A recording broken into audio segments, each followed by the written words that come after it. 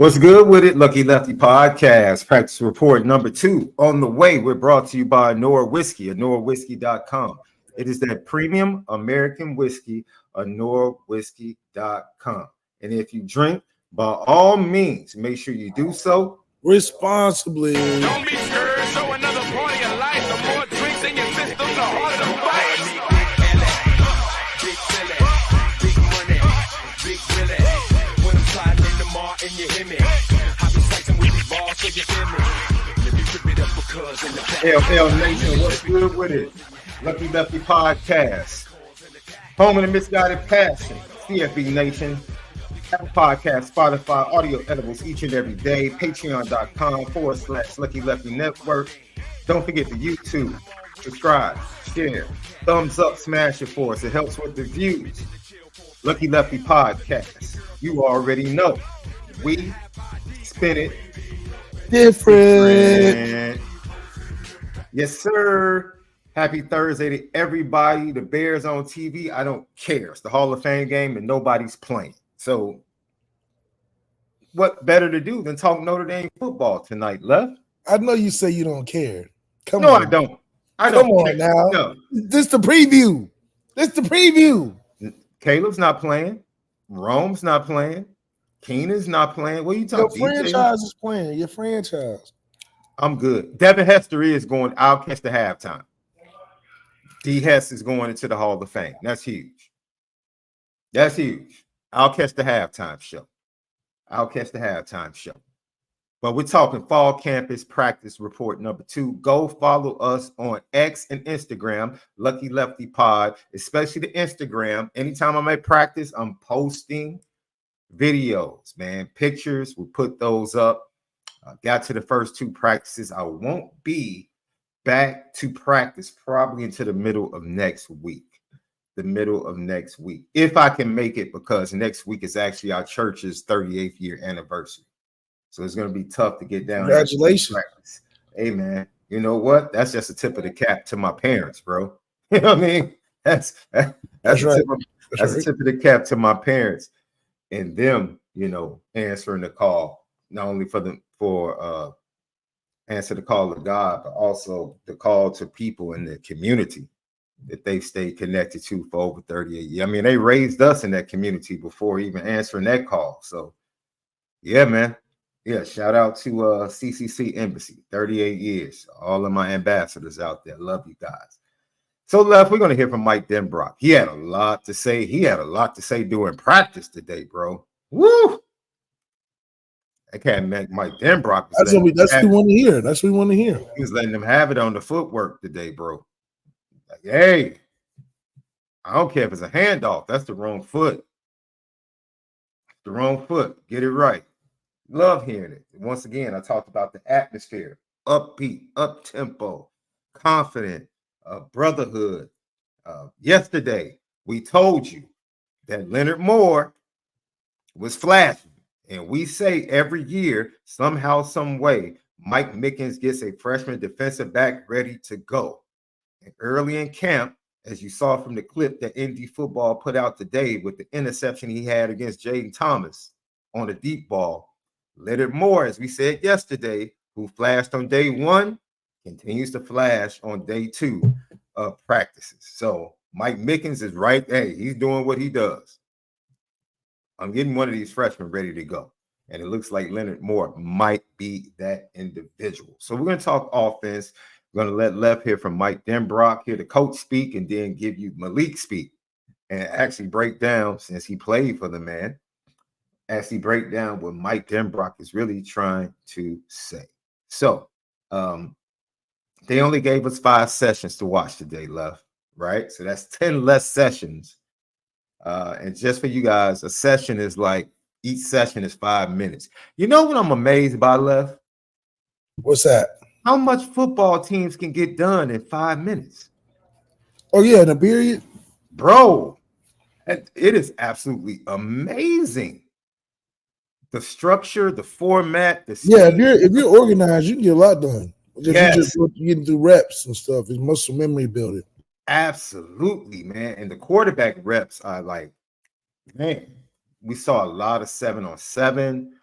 We saw just some shell drills, shell throws, and once again, it just really solidifies, as I said on yesterday, Left, the youngsters can throw. Man, we posted a throw to Kenny Minchie, and it was shell throws, bro. There wasn't no defense. Okay, that's okay. You know what I'm saying? He throws a slot fade route to Cam Williams, and the ball is just pretty coming off his hands, Left. It's just a natural thrower always ends up working out for you in the end. And he just looks effortless throwing the ball.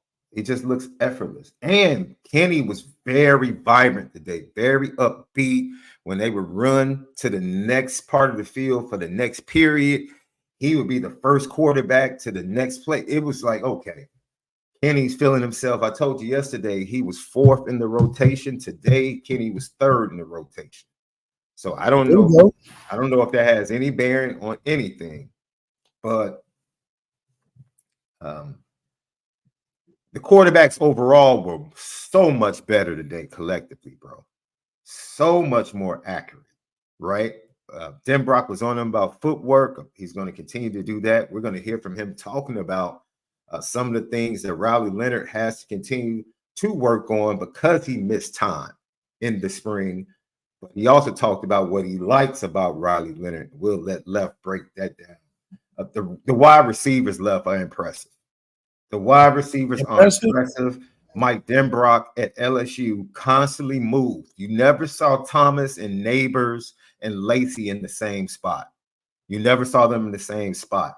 Constantly a lot of motion.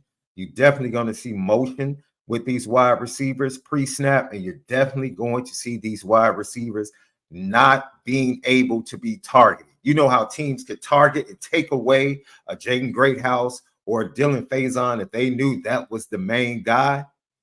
You can't do that in Mike Denbrock's offense. He's going to move these young men all over the field, and he's going to have great combinations, man. The combinations, look, if they're talking about only going 6 deep in a road game, like I said yesterday, it's going to be a blood battle for those 6 spots, bro. It is week to week. Like, who's going to be at the top? Who's going to get I love to hear that. I love to hear those that. opportunities. It's, you know, I would ask you this, and I would ask Notre Dame fans, especially, let us know in the chat. LL question today. Would you rather have a wide receiver core that is deep or top heavy with 1 or 2 guys that are just like dominant and then in a drop off after them? Or would you rather have guys that are just kind of leveled off and the production can pretty much stay the same, let's say 1 through 6? You know, that's an interesting question. That's a very interesting question. Because if you give me 2 1,000-yard guys and then there's a drop off, of course you worry about injury. But of course, we say if everything is equal with no injuries, it's interesting to see. I'm interested in seeing what people have to say about that and how they review that. What was as a quarterback Left or as an offensive coordinator, how do you see that type of situation? A lot of people in the chat. I see Jay Grizz says top heavy. Michael Park said deep. NH deep. Rob Osgood. What's up, Rob? Full room. Injuries happen. Joseph Conati. That's Left. Yeah, look, he's still working on it. Gosh darn it. Look, it just went off again. Good grief. Top heavy for those big games. And Jay I think this system change that. I think the perfect and necessary change is arriving for Notre Dame is that the receiver position is impressive. Yeah. I mean, good grief. When's the last time I went into camp and said, oh, the receivers made a headline? And it's not forced and trying to make Ben Morrison look bad. So, yeah, I do think that having the variety of receivers, if we're fighting for the 6 best, that spells for good production out of that group. And I like it going forward as well because it's spread out amongst the classes, right? You have your graduates, you have Bo Collins, Chris Mitchell, you have your sophomores, Jaden Greathouse, Jordan Faison, you have your freshmen,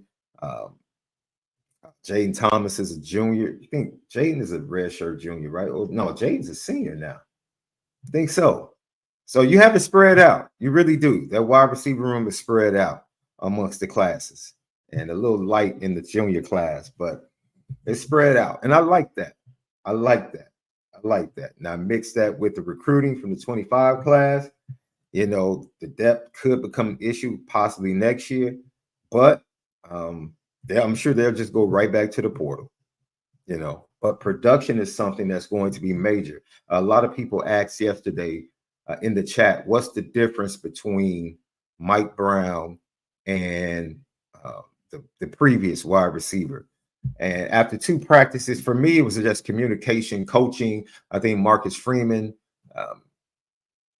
was very vocal about that prior to the bowl game, the Sun Bowl, and post Sun Bowl. What he saw from Mike Brown being able to come in, hit the ground running, and coach this wide receiver group hard.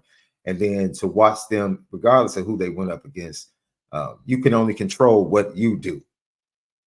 You respect your opponent regardless of who they are, and the way they went about their business on that day and the urgency they played with. And you could just tell some of the technical changes that you saw in a short time span that they grabbed hold to. We put a video up on Lucky Lefty Pod on Instagram. Go to Lucky Lefty Pod on Instagram. We have about 4 or 5 videos up from today's practice on our story and our reel. You can check those out. I'll be adding some more over the next 24 hours, but it is definitely something to watch and behold. Watching them go through the drills that they go through this year that focus on certain things that I just did not see. Let me tell you something. I saw 3 patterns run in shell drills today. No, 2. I told you about, first of all, watching the screen game yesterday, operating like it's supposed to operate on a top-notch offense. That was like, man, fantastic. Today, I actually watched Notre Dame receivers line up and all of them run slant routes left. It was amazing. I was like, I haven't seen a slant route in Notre Dame in 2 years. Not the last 2 years. They actually ran slant routes at Notre Dame today. Absolutely amazing. Then they ran quick hitches. And then they ran the fake, the double move, fake streak, comeback. They focused on that as well. Those are the 3 main routes that they ran. And it was absolutely, man, I don't want to overstate it, but ladies and gentlemen, tell me the last time you saw a slant route ran by a Notre Dame wide receiver in the game.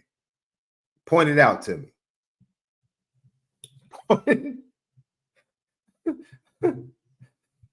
Yeah, John Massey, absolutely. Yes, sir. Yes, sir, John. Today, the first 2 practices we saw screens and slants properly being ran, properly being targeted by the quarterbacks, and players getting up the field. Yes, in the first 2 days of practice. Yes. It was a joy to watch. It was a joy to watch. I turned to Brian Driscoll. It was like, well, what do you know? High school stuff at a Notre Dame practice. What do you know? Man, Lucky Lefty podcast. So today, Billy Shrouf, Wagner, Shrouf, Craig, and Jagasaw were with the first group again. They put Rocco at the left guard today, and they had Coogan running with the second group. And so Coogan was with the first group yesterday. They put Rocco with the first group today.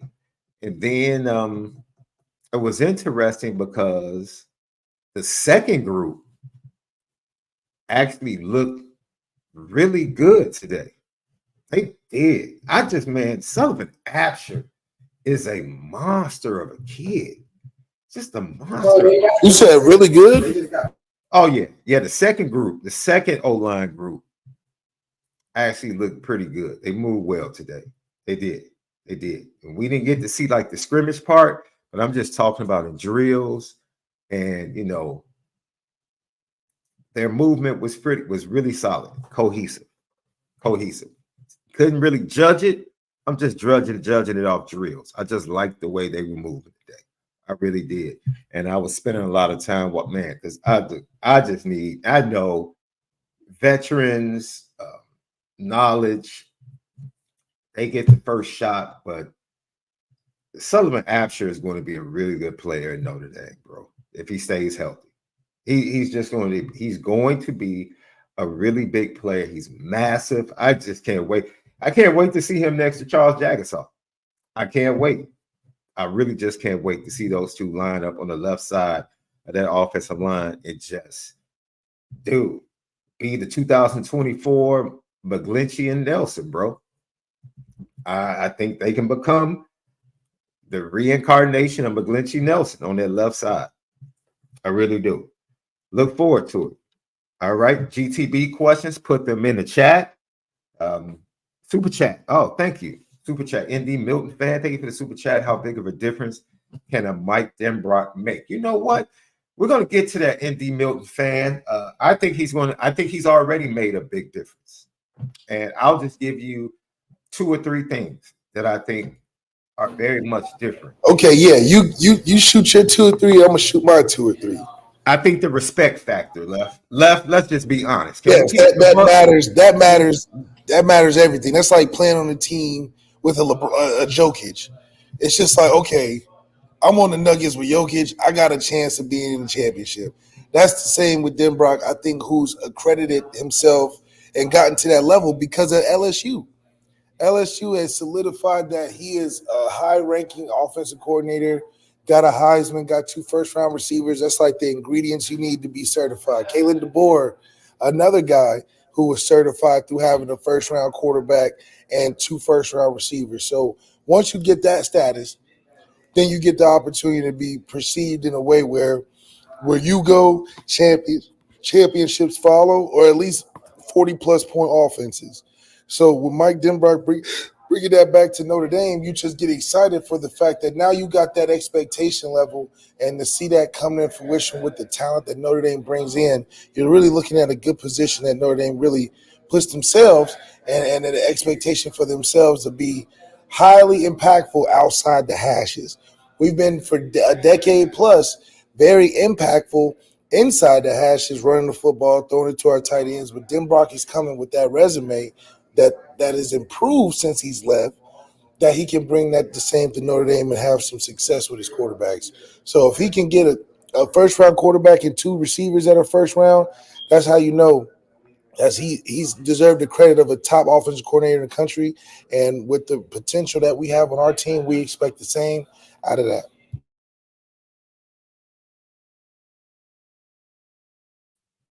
Yeah, I agree with you, Lucky Lefty podcast. I think respect is number 1. Number 2, I just think attention to detail, right? And comfortability. I'm not sure. I think Jared Parker is he's a really good tight ends coach and a budding play caller. I think he could be a good play caller because if you really look at what he wants to do conceptually, I think you see a baseline there that as he gains more experience, he's probably going to be, because I think Mike Denbrock's a better OC than he was early in his career. I think he would admit that.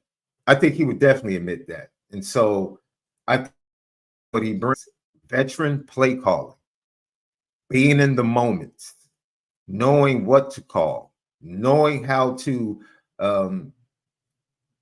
control a game. Does that make sense, Left? Because I know he's not on the field, but as a play caller, you can dictate. Right. You can dictate the game. Yeah, you can dictate the game to where you take enough of the pressure or more of the pressure on the quarterback to make bigger plays. I think Denbrock, with the amount of talent, the type of guy that he is, the plays that he's going to make and Riley's going to be able to make are going to be very niche to his strengths. That's why Denbrock talks a lot about being in continuity with the offense and continuity with him. He needs to know Riley's good at, because if you just throw Riley out there, I don't think he's talented enough to just do anything. But I think the catered talent that he has with the resources that we have at receiver, he should be fine. I agree. When we first walked in, the first two things we saw were special teams. Everybody was this was very interesting because I believe defensive line was outside, quarterbacks were outside, everybody else was inside, and everyone seemed to be working on some facet of special teams. Even the receivers were working on defeating the block and getting to the tackle. And at first I was like, yo, what are they doing? And then I'm like, okay, this is literally a period where everyone is working on some type of tackling, blocking, or defeating blocking. And it's like, okay, so this is just a straight special teams. They take so much more. They're more efficient with the time. And I talked about how much you can get done in 5 minutes as a team. And now they are even more efficient based upon what I saw the first 2 days at what they do. When special teams, I would say in the last 2 years, there would be special teams and there would be a lot of people standing around. And I think now they're finding ways for everyone to kind of partake of that in that session, being in one accord, working on the same thing, but in different ways and different facets that could possibly not only benefit them from the special teams, but plays into situational football, even at their positions. And I thought that was a really good use of time, watching them go through session period 1 and 2. Watching them go through that, I thought that was pretty dope. GTB questions, make sure you put them in the chat, super chats. We no longer wait until the end of the show. We make sure we get them in as soon as they pop up, because your boy sometimes, man, gets so excited about the topics during the show. And sometimes we just don't get to them because your boy is so excited about what we're talking about with you guys right here. Lucky Lefty Podcast. Very intriguing situation at wide receiver, as I said before. I really don't know. I think Jaden Greathouse is that 1A right now. Kid just looks really good, just physically, route running, explosiveness. Kid just looks really good. Chris Mitchell had a drop on a slant route. The ball, Riley threw it out in front of him just a little bit, but you know, you're a wide receiver. The ball hits your hands, man. Catch that, bring that in. You know, because if you drop that, that could be a pick going the other way. You know, so get the ball in your hands, catch that, bring it in, roll, get to the ground, take the 7 yards, go back to the hub. But other than that, Chris Mitchell continues to look good. Bo Collins continues to look good. Jaden Thomas. I'm trying to think. Can I remember Jaden making? It was shells, but still, I don't remember. I just don't recall Jaden. Not saying that he didn't have catches, and of course, we only there for 5 periods, but those were the guys that, to me, Jordan Faison continued to look good today. And as we said before, a lot of people were upset when we said this.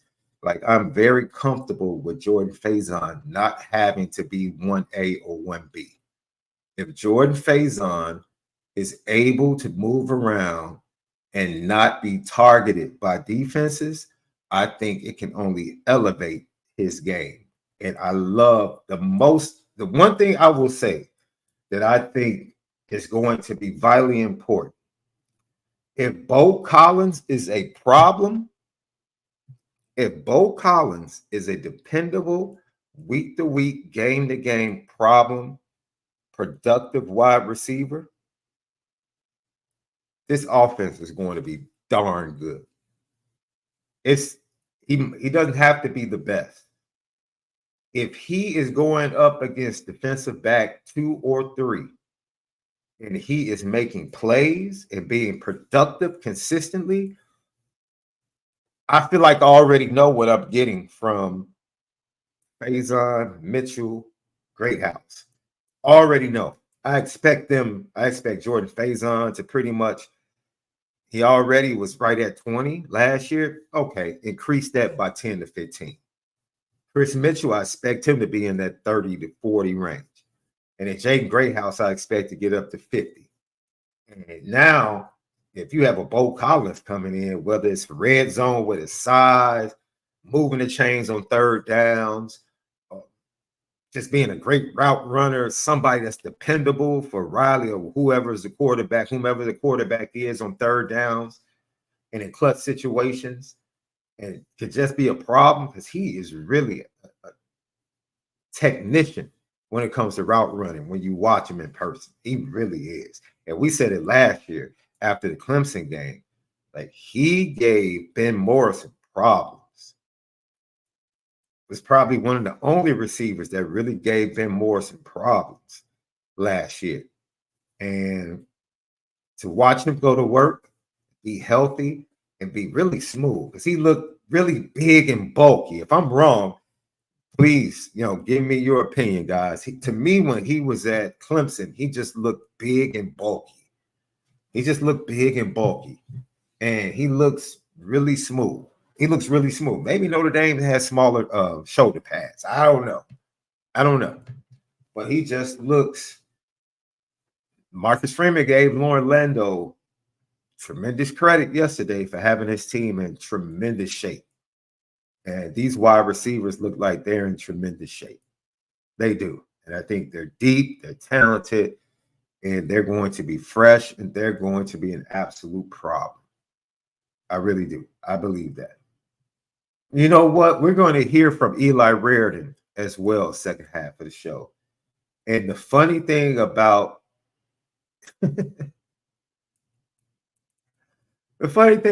Eli Reardon, man, and I thought about this. I'm watching every other group. I'm watching the O-line, and I'm like, yeah, it's probably like 2 or 3 guys that are going to be first, second rounders in that huddle. Then I happened to look at the wide receivers, and I was like, you know what? Maybe 2 of those guys go first, second round. And I'm just going through the position groups. And then I got to the tight ends, and I literally said, all of those dudes are probably going to the league. And they're probably going to play 8 to 10 years because that's what Notre Dame tight ends do.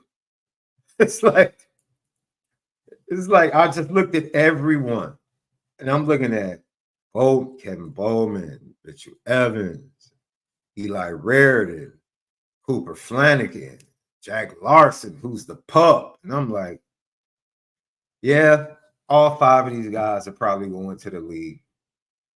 I'm not sitting here there saying they're about to be like top 60 picks or anything like that. But yes, all of these guys will be in the league. All of them will probably play 7-8 years and just as quiet, and just continue to come back to Notre Dame and continue the tradition of tight end U. Look, it's amazing. I mean, they're all just, Jack Larson is definitely the smallest. And Jack Larson has barring injury, Jack Larson has no need to see the field this year, unless it's just all blowouts. There's no reason for Jack Larson to see the field. None. And they are that deep at tight end, and everyone's fine. Hopefully, everyone's finally healthy, right? Because Bowman and Evans go down last year. Now they come back. Reardon was hurt before them, and Cooper Flanagan is going to his second year. So hopefully this is a season when all of those guys are looking good. Defensively, like I said, the first 2 periods, the defensive line was outside. Didn't get to see them do too much. They were definitely going through the bag drills, working on their quickness. Same drill. You see the defensive lineman go through at the combine, right? Footwork, getting over the bags, and then the zigzag back and forth through the bags. They did that for the first 2 periods with some other quickness drills, pass rush drills, getting off the ball. And then after that, you know, it's pretty much 7 on 7. As we said, we were only allowed 5 periods today. Didn't see a lot, but from what Indy football put out with the practice, as I said before, defense continued, the secondary continues to make plays. And it was only one practice yesterday, but the secondary just stands out to me, man. Just the depth, the youngsters, Luke Tallich, Adon Schuler, Leonard Moore, Christian Gray in his second year. You add that to what they already have, and Ben Morris, Gabriel Watts, Jaden Mickey. You get the transfer of Rod Hurd. Who am I missing? Oh, my boy.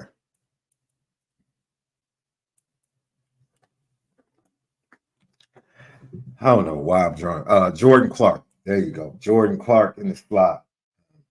Jordan Clark, just as I said about Bo Collins, of course, Ben Morrison's a top 30 pick in the NFL draft, right? So if he gets injured, of course it's a big. But all things being considered, because even if Ben Morrison goes down, at least you have Christian Gray. At least you have Christian Gray that I feel very confident in playing that position. Is he at the same level as a Ben Morrison? No. And remember, MALIK, who was a participant and coached the quarterbacks at Ben Morrison's camp out in Arizona, and talking to Ben Morrison's dad talked about the relationship that Ben Morrison, he's a true big brother to Christian Gray, has really taken him under his wing. And he talks about the fact that this is Ben Morrison's dad. He said, Christian Gray, the light hasn't gone on yet as far as work ethic, playbook preparation. But he's like, when it does, he is more talented. He's just more physically gifted than Ben Morrison. And this is Ben Morrison's dad saying this. So you telling the Ben Morrison Christian Gray story? No, because I was just talking about, once again, just how impressive this defensive backfield is, bro. They are really impressive. They're really impressive. Is it from a physical talent standpoint? We got some long, tall corners. It is from, there is so much more trust on the back end left that, and I heard somebody say this today, they literally have Xavier Watts. This is going to be, the way I believe they're going to use Xavier Watts this season, he's going to become even more attractive to NFL GM. He's going to become, because I think they're going to put him in a position to be a playmaker. Just, man, let's find a way to put him like almost like LSU used to do with Tyrann Mathieu. Like, just find a way, because he can tackle, he's rangy, you know he can snatch the ball out of the air. Yo, he is that dude. And Marty Biaggi, we're going to hear from Marty Biaggi tomorrow. We're going to save that for tomorrow's show. So get back with us tomorrow. We need a special time to talk about Marty Biaggi now. Marty Biaggi, shout out. He was the best. He might have been the best recruiter in the transfer portal. I told you that's the man right there. That's the man. Rendell and Jeter, the 2 dudes he got. Yeah. He earned his money this offseason. But I think we'll play the video of Marty Biaggi, who met with the media today, on tomorrow, and him talking about how impressive and how challenged he was coaching safeties. He had to find something for Xavier Watts to focus on to get better. So he didn't focus on any tape from last year with Xavier Watts. He went and found all NFL tape of NFL safeties. He went and found all NFL safety tapes for Xavier Watts to watch and say, yo, this is what we want. We want you to work on this. He told him technique, because he is a naturally, because he played wide receiver left. No, anticipation is natural to him at the safety position. Seeing the field, understanding what wide receivers are trying to do and quarterbacks and what they're trying to do. That's natural, very natural for him coming from the wide receiver position. See, that's what it is. It's when you come natural from the wide receiver position, switch to defense, those instincts still stay with you. And to be able to translate the way you did and turn into a high, well, not Heisman, but it turned into a defensive player of the year, it just shows you that playing two ways is very valuable. Yeah. Yeah. So I think they're really going to let him loose. And I told you, man, I think a lot of people, including myself, with the young linebackers and Drake Bowen, like calling plays for the first time, I was like, man, I think Al Golden might kind of ease these young guys into it. And the way they started off the first practice, I'm like, oh, okay. No training wheels here. They're full go. Not at all. Not at all. They're full go. Running backs today. There was a little bit more of the running game today. And look, Kedron Young, I think catching passes is something that he really didn't have to do a lot. So that's something he's going to continue to work on. Oh, yeah, he's so talented in high school. They was like, why would we ever throw it to you? We can hand it to you. It's a shorter distance. Bro, let me tell you something. I think CJ said this when he was on with us. Kedron Young and Aeneas Williams have some of the biggest. Because I know some silly people in the chat. Let me say pause right now before I even continue to state. They have some of the biggest thighs I've ever seen, probably on the freshman running back, bro. No, you gotta hit them with they're built. They're stout.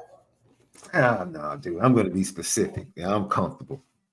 I said that, but the people that play the game consistently in the chat. But no, bro, they are built low to the ground, great center of gravity, just, great combination, bowling balls. They just, man. And Aeneas is such a natural. You saw this in his high school film, Left. He's such a natural athlete everywhere on the field. Run game, pass game.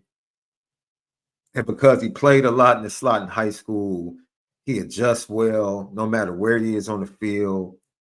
And he fools you, right? Because he doesn't look like he's moving as fast as you think. But somehow, some way, he gets the corner. Somehow, some way, he's able to evade defenders. And then the top two guys left, what can I say? If they stay healthy, they're going to put up numbers. Yes, yeah, basically. If Jeremiah Love and Jadarian stay healthy, they're going to put up numbers. They're going to put up numbers. So I'm sure we'll see more, hopefully. They did have a run period in there. It wasn't like team anything. It was just 7-on-7, line against line, running back, quarterback, nothing exotic. And they worked on that a little bit more today than they did yesterday, but they were still a little bit more focused on the pass pro from what we saw in the first 5 periods.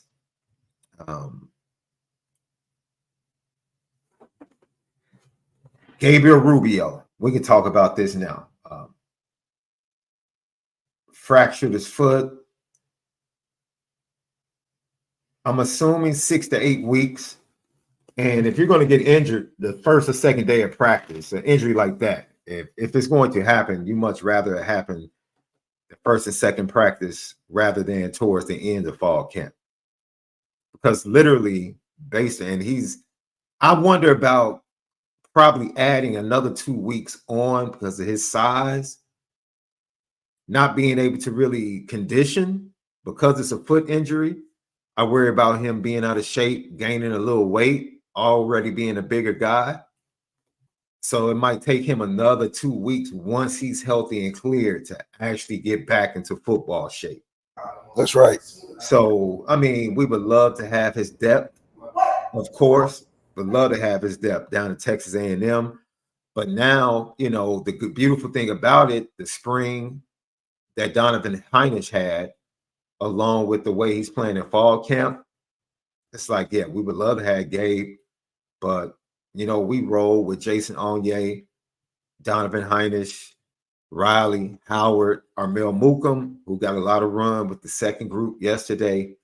And then you start adding in, I really haven't seen a lot from SHAUN Sevillano Jr. I really, to be honest, I've seen because it's hard. It's hard as a D lineman to be physically any swiftier unless you got that Justin Scott in you. You know? Yeah. Brennan Vernon made a few plays yesterday. Devin Houston. These are the guys, man. And this is where the injury to Tyson Ford kind of hurts. But still, they have enough. They have enough. And I like it because now these youngsters get a chance to get reps, especially after Texas A&M. Now they have 3 games to get reps. And then the Louisville game at the end of September. But they have a nice meat of the schedule where these interior defensive linemen, these youngsters can really grow up. They can really grow up. Exactly. And Gabriel Rubio will be back. He'll probably be back October, beginning of October, you know. So by the time November hits, he should be like 2-3 games in and should be back making the defensive line a little bit more stout. William Wolf, thank you for the super chat. SD, how is Luke Tallich looking? He has great size, can flat out fly. His dad played college football as well. Luke could be underrated. Thanks, William. You can go watch our show yesterday. I talked about Luke Tallich being one of the guys that stood out to me at yesterday's practice. Just long, rangy, fluid, and he's just making plays, man. He's just making plays. He's just one of those kids that just makes plays. He's so unassuming on the football field because he's not super physically imposing. He's just a long, wiry, rangy kid, and he just finds his way to the ball, moves really well. And the fact that they put him back there in that second unit, you know, it's like, okay, you guys really trust this kid, you know, and he's being coached by Mike Mickens and Marty Biaggi, which I absolutely love. So I agree wholeheartedly with you, William, on that assessment of Luke. He's looking really good early in camp. John Massey with the GTB question. Watched the Indy LSU bowl game, left ball. He threw a block on a touchdown run. I remember that block. And was the first in the end zone to meet CJ on his touchdown. Swabbing quarterbacks mid-drive was crazy. Why did BK run you 22 because times? Brian Kelly was a hater. You know, you got to go with the high hand.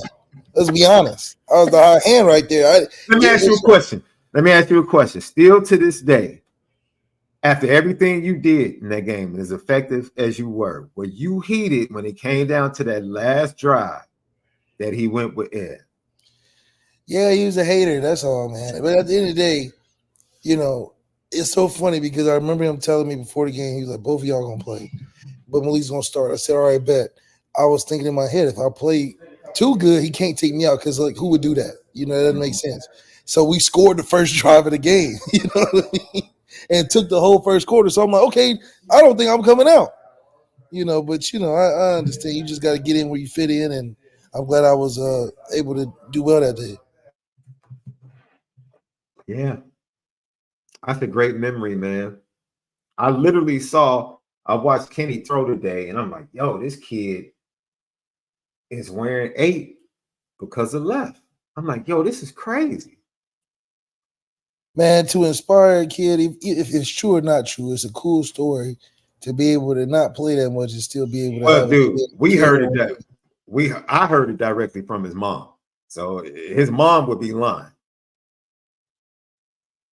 We don't call mamas liars around. No, I don't. Not on this show.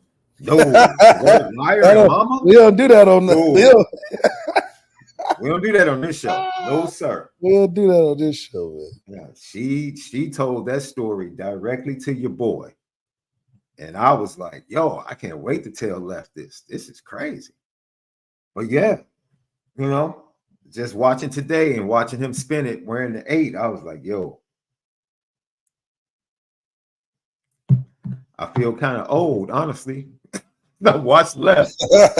and now I'm watching the kid that went to his first Notre Dame game on that day and has worn the number 8 ever since. Yeah, I'm getting old, bro. No, you don't get old. You just get younger and younger, wiser and wiser with time. Thank you for bagging your boy up on that, boy. You're a true friend, boy. You protect me. That's right. Protect me like you protect the Notre Dame quarterbacks that are recruited there. We just fair over at Notre Dame. That's all. We real fair, man. That's all. You are a good dude, man. So on the way out, man, we'll be back. When we come back, we'll get to some more talk and hear from Mike Denbrock and what he has planned for this Notre Dame offense, man. Notre Dame offense with Mike Denbrock coming up next. Lucky Lefty podcast. You already know we spin it different. What's up, family? The merch shop is finally here. Lucky Lefty Network merch shop. We got it all. From the shirts to the hoodies to the hats to the nitty gritties. Come here right now. Shop with us. Come get the swag because you know, if anything else, we spin it different. You see the gritty. You see how we get down. It's elite.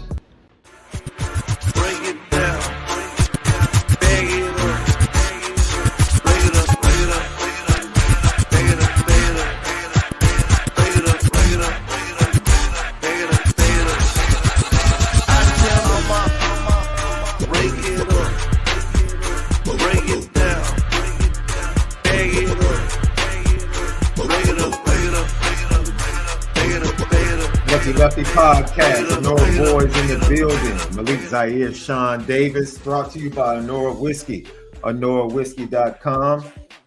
It's that American whiskey, ONORAWhiskey.com. And if you drink, by all means, make sure you do so responsibly. Left must have stepped out. We talked in the first hour about the practice report from today and how great the wide receivers are looking, and then offensive line, defense, secondary looking absolutely spectacular. Don't forget audio edibles over at CFB Nation, Apple Podcasts, and Spotify every day. We drop at 9 a.m. and sometimes we drop more at 3 p.m. Eastern time. That's 9 a.m. Eastern time and then 3 p.m. Eastern time. Apple Podcasts and Spotify, YouTube. Subscribe, Lucky Lefty Podcast on YouTube. Make sure you hit the thumbs up and then leave your questions and comments because we respond to all. We appreciate you, LL Nation Notre Dame fans. We are the home of the misguided passion, forever committed to making sure that we spin it different. All right, Left. Coach speak time, baby. We got one more. Let's see. One more GTB question. D-Month, Mr. Food Lover. Is there any current players that compare to past players? Example, Jalen Smith. No, there's no. There ain't no Jalen Smith on this team. No. I know that was an example. Yeah. No. I haven't seen it. No. There's no Jalen Smith on this team. I said it earlier, Left. I think you had dropped off. Yeah, you missed this part.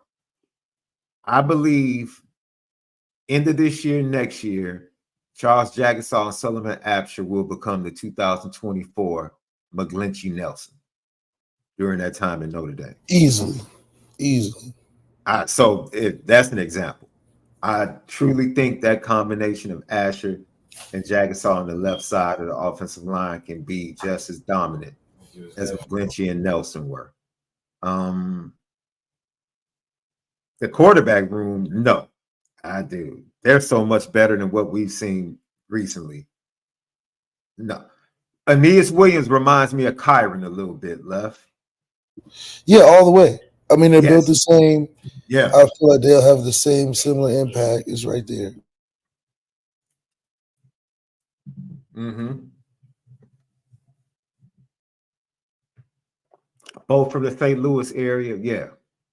You see Kyron, I think you see Aeneas Williams. Jeremiah Love. He's a better George Atkinson. No. I think Jeremiah is very Ricky Waterish. Him and George Atkinson run the same though. Upright style. They look the same running up. They just look the same. Same number and everything. I mean, my goodness. He's got a little bit more make you miss than George Atkinson did. Though. Right. He's just a 2.0 version. George Atkinson straight cut speed. He's straight. They run high. I don't know how they do that. Like, yeah.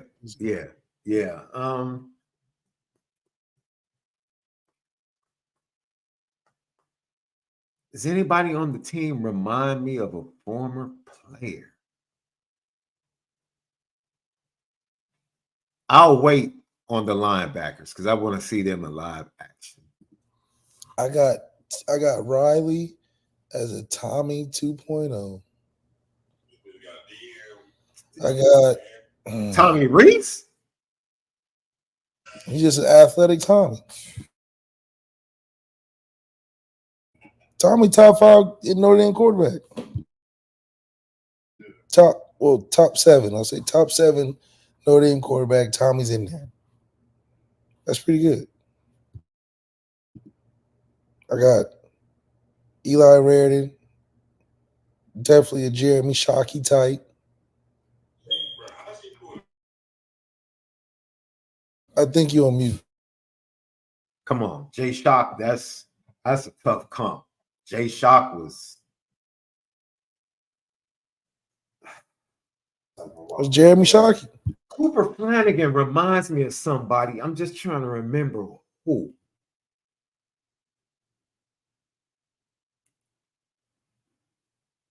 Eli Raridan reminds me of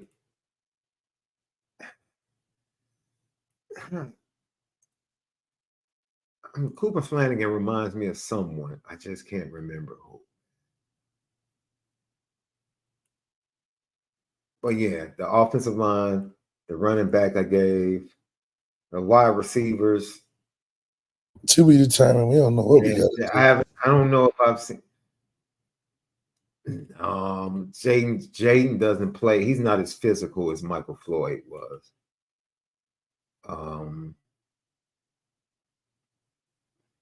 That's a good question. I'll keep thinking about that, and definitely keep that in mind as I watch more practices. That's a good question. It's a really good question. Now I don't think Eli Raridan is. He's not the athlete that Tyler Eifert was. Eli Raridan is not especially after the knee injuries.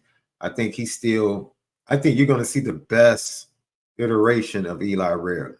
Like, this is his second year after the injury. I think he's back being as close as he could to where he came. But even when he came, I don't think he was as fluid where you could just put him into the boundary, to the field, and just let him go to work on a safety. I don't know if Eli Raridan was that. I don't know if he was that. Tyler Eifert was different. He was different.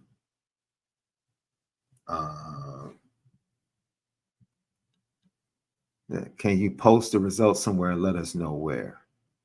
Oh, sure.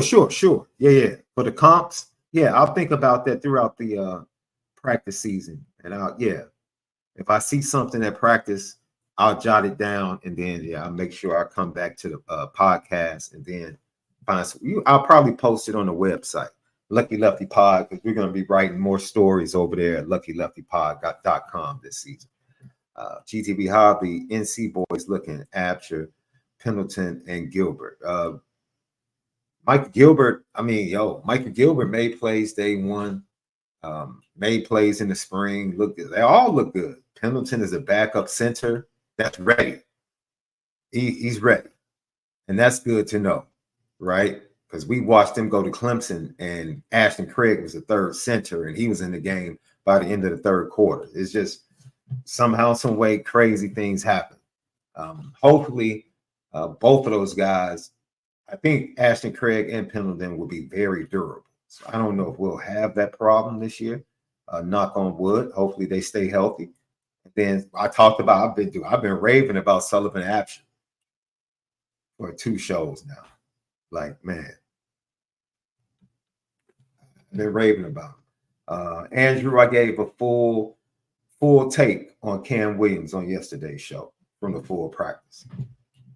I can't, from today's practice, it's really nothing that I can say about Cam Williams other than just like the rest of the wide receivers. They look good. They look fast. They look deep.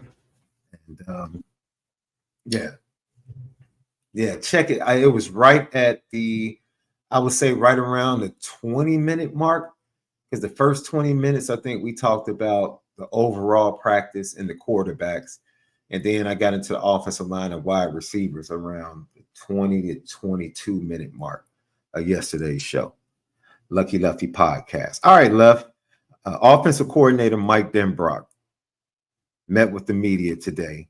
And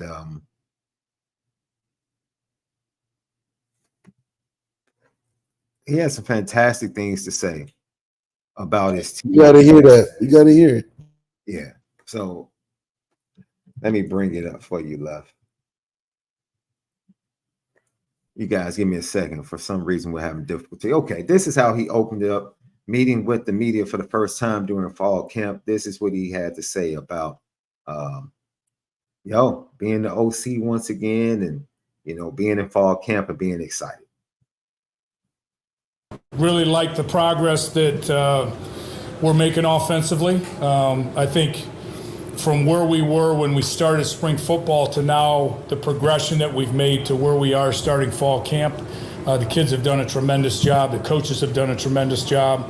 And we're a lot farther along than we were in the spring. Are we as far along as we need to be ready for what comes ahead? Probably not, but we've got a few more practices here to make sure that becomes a reality. I love the work ethic. I love kind of the grit and the toughness that the guys are competing with, and we'll see where that leads us. But very positive first couple of days for us offensively. All right, Left. Mike Denbrock, man, they're much further along than they were in the spring after 2 practices, and he's pleased with the first 2 days of practice. How do you feel about Mike Denbrock and what he had to say right there? Your former OC and coach. Well, he definitely sounds like how he used to be. Happy but never satisfied. Obviously, he thinks there's another level to reach. And, some of that could be coach speak, where he's just a little harder on what he sees the vision of this offense can be. But realistically speaking, he didn't have his quarterback for a whole spring. So there is probably another level where Riley can reach to be successful with the guys around him, where he probably feels like the guys around him have a sort of a clear understanding at this point. But, like he said, he's going to take a couple more practices to get it right and be ready for the first game. It's interesting you're saying that, because he also talked about early impressions and what he's trying to get established early in fall camp. I think number one is just, let's make sure we solidify what we're doing with the guys up front. There's some position battles going on. Let's make sure our overall offensive knowledge of what we're doing offensively down to the fine details becomes a little bit more inside of us and in our hearts, and it's not just in our heads assignment-wise, but we know the scheme, we know how to adjust it, we understand it even that much more. And then I think, just developing what our identity is going to be offensively. What is that? I'm not quite sure exactly what that is yet. I mean, I have an idea of where I think we're headed, but the guys in the way they execute and the way that they play will dictate ultimately what we look like when we line up and play.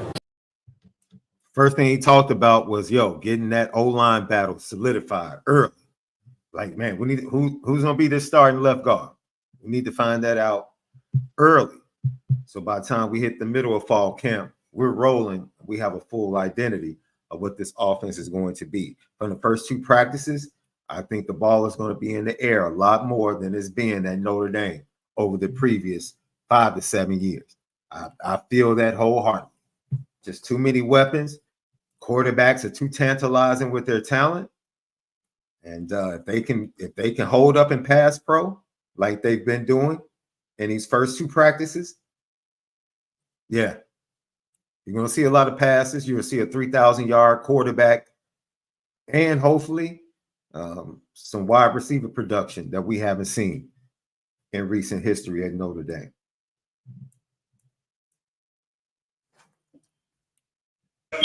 Yeah, I think, the potential's there.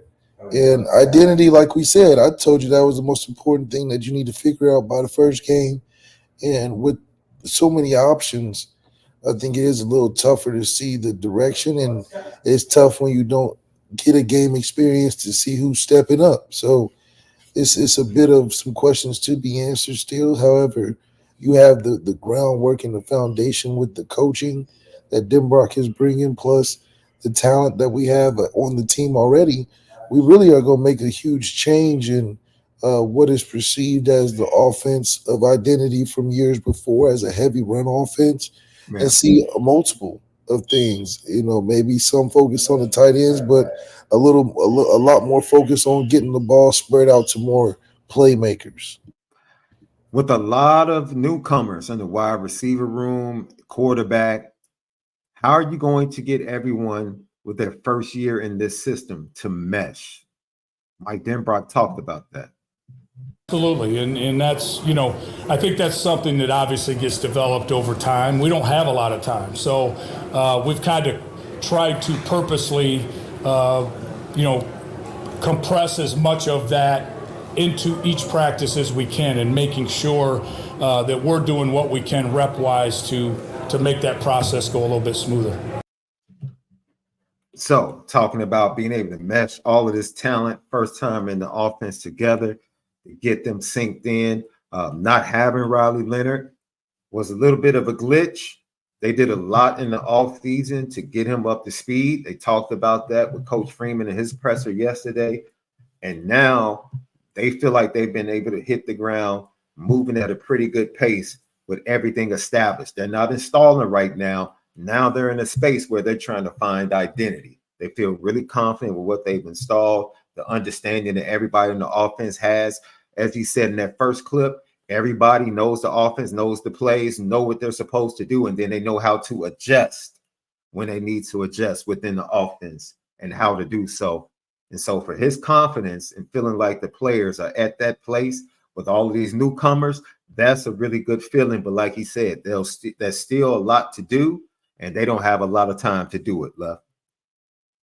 They don't. But at the end of the day, it's still an evolution that happens throughout the season. The offense develops in a natural way throughout the season. So, the identity of who is Riley going to throw to when in doubt, it matters, because that's what football is. You got to go to your playmaker. So who is that? And if Riley is the Riley that is that dude, his offensive game is a little different than what Denbrock's, probably accustomed to. So it's some growing pains that have happened.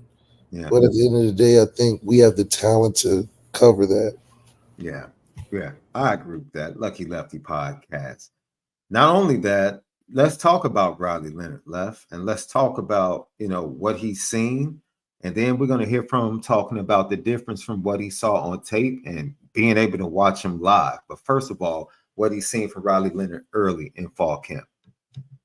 It's nice to have an opportunity to truly kind of evaluate him and see him live. Watching players on tape is one thing, and it's kind of a whole new ball game when you actually get a chance to see them do what they do in person. And impressive, way he's kind of picked up the system, even though he didn't get an opportunity to take a bunch of reps in the spring.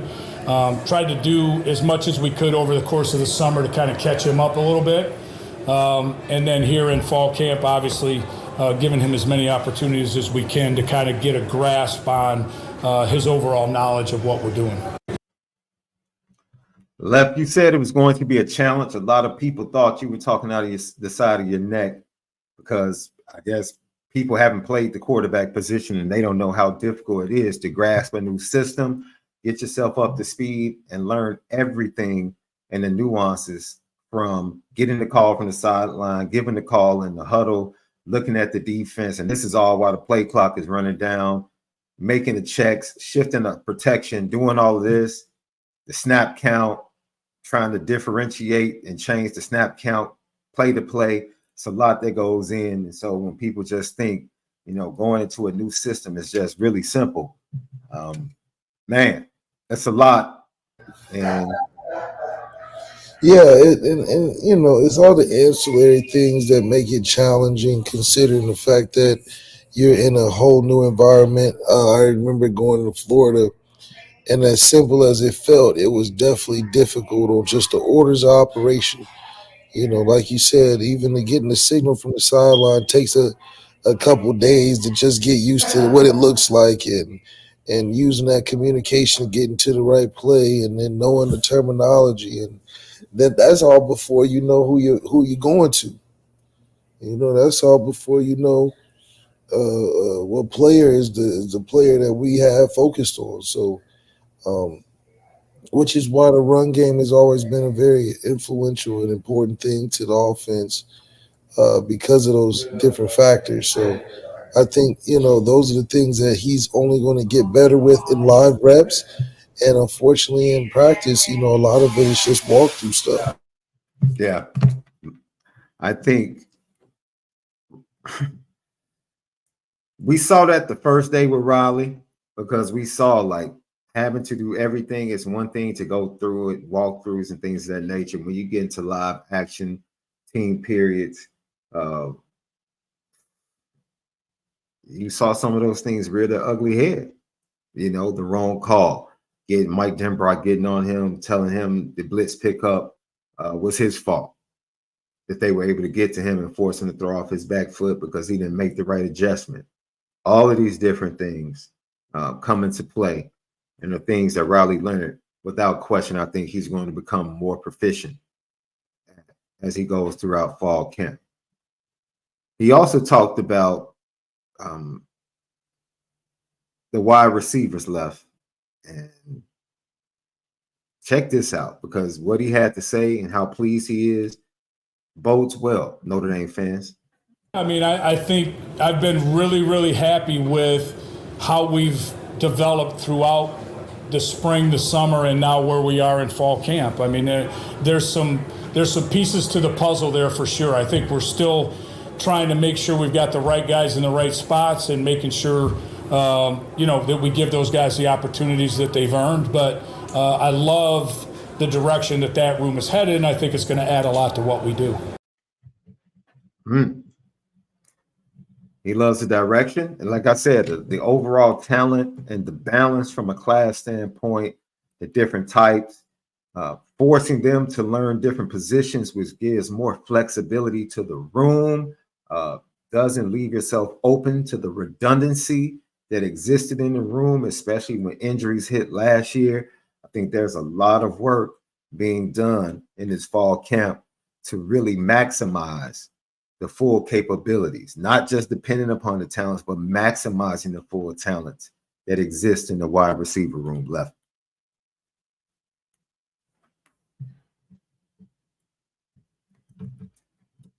All right.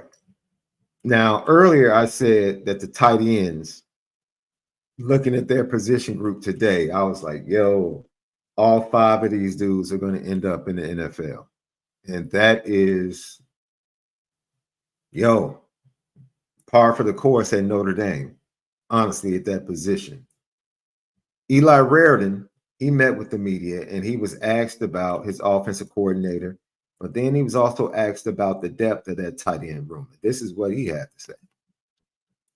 Yeah, my time's flown by. It hasn't really hit that it's like year 3, but here we are. And I think as far as the development of my game, I think spring ball helped a lot with pretty much everything in the run game, pass game, running routes, and just getting more familiar with Denbrock's playbook. So pretty much everything. I think I improved a lot during spring ball, and I've been doing okay so far in camp. Still got to work on some things for sure, but I would say it's been going pretty well so far. And then the tight end position, is it completely different than what it was last year, or there's some crossover there? I would say it's, we were in a different spot last year with Holden and Mitch, and me, Kev hurt. And now Cooper's gotten a lot better. Mitch and Kev are starting to return to play, so I think our tight end room this year is pretty dangerous and stacked. And I think I think we have a lot of really good players. Early prediction, ladies and gentlemen. I think you're going to see the Notre Dame tight ends really damage teams on the seam route this year. Well, throwing in the middle of the field is obviously the key to success. The outside has been that extra layer we've been missing, but the middle of the field, Michael Mayer having the amount of success that he's had is important. I think a guy like Eli Raridan is right. We have a lot of good players, and that also attributes to what makes Denbrock's position so hard is the fact that you have to navigate. How do you give him 10 carries or 10 looks a game and balance that with Jeremiah Love and balance that with Jaden Grayhouse, balance that with a Chris Mitchell, balance that with a Aeneas Williams coming in 1 or 2 plays, and so personnel groups are very important. So when you have ample amount of talent, which Marcus Freeman has done a wonderful job of bringing in the amount of guys that are ready to play right now. Some guys we have to play to keep them at Notre Dame. Hell, if it's easy play or not, you got to get those guys in due to the fact that their talent has value. So I think Denbrock is going into a situation where this might be a more talented overall roster. Maybe not as top heavy, but it has potential. But also you have young depth. You have guys that have been there. You have guys that are, the considered young greats. So these are the things that for a first-time offense that he should try to adjust to. I mean, it's not like he can just flip the tape and a bunch of tape of what looks similar. Yeah. So, at Notre Dame specifically. So you're doing that and mix that with a cast of characters in certain positions that are particularly more important than others. So now Marcus Freeman is just going to turn around and be like, well, show me what I paid for. I went and got the tux, I got the shiny the shoes and everything included. Now show me what it gets me. And I think that's an added pressure that most people would assume that should be easy. Yeah. Might be one of the harder things to do. So So I think Denbrock understands that very well, and seeing it every day in practice, you're like, man, there's so many things I probably want to do now. He probably goes and practices and things just stand out. Oh, Chris Mitchell can do this. Oh, well, Jaden Grayhouse is great at this. Oh, well, Jaden Thomas is doing well today. Oh, well, I mean, he's probably like, man, this is ridiculous. How are we going to win? Yeah. So I do think that this is a good opportunity this year to be a team that we can do better than expectations. And that's all we want to be a part of. Yeah, I totally agree. NC Notre Dame fan with another GTB question. I am 42 years old. Will Notre Dame win a natty before I turn 50? Yeah, I think we'll have two or three chances in those 8 years.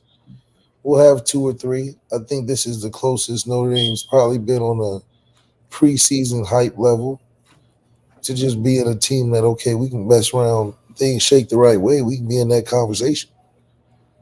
I think the odds are really good. Yeah, those are fair odds. Really good odds. If you're a betting man, NC Notre Dame fan, and you want to lay that prop bet that they'll win a national championship before you turn 50 in the next 8 years, you should feel pretty confident in that. It's just basic, man, literally based off the quarterback situation. Yeah, we'll have 2 or 3 stabs at it for sure. Yeah, I agree with that, Lucky podcast. Let me look. I think we had a couple of more GTP questions. You know who I forgot to mention, Left? And I apologize for this. The true freshman, Logan Saldate. Yes, sir. Yes, sir. Yes, sir. Yes, sir. I can say it one more time. Yes, sir. Ladies and gents, yes, sir. He had a pick today, right? Huh? He had a pick today? He's a wide receiver, so unless he who's the number 15? Oh, that's Leonard Moore. That's the kid. Okay, Leonard, okay. Yeah, it's the kid we talked about yesterday. That's the freshman that we said, look, Mike Mickens is going to get one of these freshmen ready to play. And for the second straight day, Leonard Moore is making plays in practice. And it's funny because I think Marcus Freeman said it yesterday. He was like, dude, I don't care if you come in January or you come in June. If you can ball, you can ball. Like, it really doesn't make a difference when you come in. If you can play college football, we'll know that you can play college football immediately. But Logan Saldate is another name that I do. I ran through a list of names at wide receiver and forgot about him. Logan Saldate, bro. I think he's the Jordan Faison of this year. I would probably say he's a little bit more polished than Jordan Faison was as a freshman. A little bit more polished. Okay. And of course, he's bigger than Jordan Faison as far as now I'm not talking about height, but he's probably a little bit taller, but just as far as being a little bit thicker than Jordan was as a freshman. Yeah. I like Logan Saldate and what he's been doing early a lot, which just once again goes back to what Mike Denbrock said. He's very happy with the direction of that room. And I think that room left when we talk about the ratio of pass versus run, I think we're going to see the dictation of that ratio being determined by how the wide receivers progress. Because I think they know what the running back room is. I think how the wide receivers progress is going to dictate how much they say, okay, we're going to put the ball in the air this amount of times on the road against Texas A&M. Because I think they feel pretty confident. That's what I think. I think they feel really confident that they can run the ball. That's how I feel, Left. I really believe that they are a confident team that they can run the football. Yeah, we got a little run privilege. You know, they say white privilege. We got run privilege. We just assume we can go into the season and just run things. We don't care if it's an 8-man, 9-man, 10-man box. We've continued to run the ball successfully for a certain amount of years. So I would assume that we just naturally feel Denbrock's even been a part of it. Heavy run offense. So he's like, man, I know we can run. That's a given. But can we do this other stuff? Yeah. And we said a lot of names. I didn't even mention KK Smith. I mentioned him yesterday. My eyes were all over the field. I didn't see KK Smith specifically today. But like I said, man, just watching them run through drills, it's a really impressive group going through drills. It really is. It's a really impressive group running through drills. Before we get out of here, I thought we had one more GTB question. But I did not want to miss. Here it is, John Massey. It's a comment, actually. It said Joe Montana, Brady Quinn, Jimmy Clausen, Ian Book, Johnny Lujack, Everett Coast, and Tony Rice, Paul Horney. Not Paul Horney. Joe Theismann, Deshaun Kaiser, Jarius Jackson, all better than turnover Tommy. So basically, you're saying Tommy's not top 7, as you said, Left. Any like top 7 yards or something like that? Something crazy. Okay, you talking about yards? Yeah, he's like something. I don't know. He's top something. All right. Lucky Lefty podcast. Anything else before we get out of here? Tomorrow we'll be back with you. We'll go over the second half of Marcus Freeman's. We did the first half of Marcus Freeman's presser. We'll go over the second half where he talked a little bit more about the defense. And then we're going to hear from, I believe tomorrow we get to hear from Coach McCullough and the running backs left. Coach McCullough and the running backs. We get to hear from them. I will not be present at practice tomorrow. I won't be present. So we won't be doing pretty much a practice report tomorrow. We'll be going more in depth on what Marcus Freeman had to say, and then what Marty Biaggi had to say, and then some of the comments about the running backs and how they're looking in camp. So that's what we'll be covering tomorrow. Once again, subscribe to us on YouTube. Hit that subscribe button, the thumbs up, hit it for us. We appreciate you. Audio edibles each and every day at CFB Nation, Apple Podcasts, and Spotify, patreon.com/Lucky Lefty Network. And don't forget to follow us on X and Instagram at Lucky Lefty Pod, especially for practice video that we put up on our story and our reel.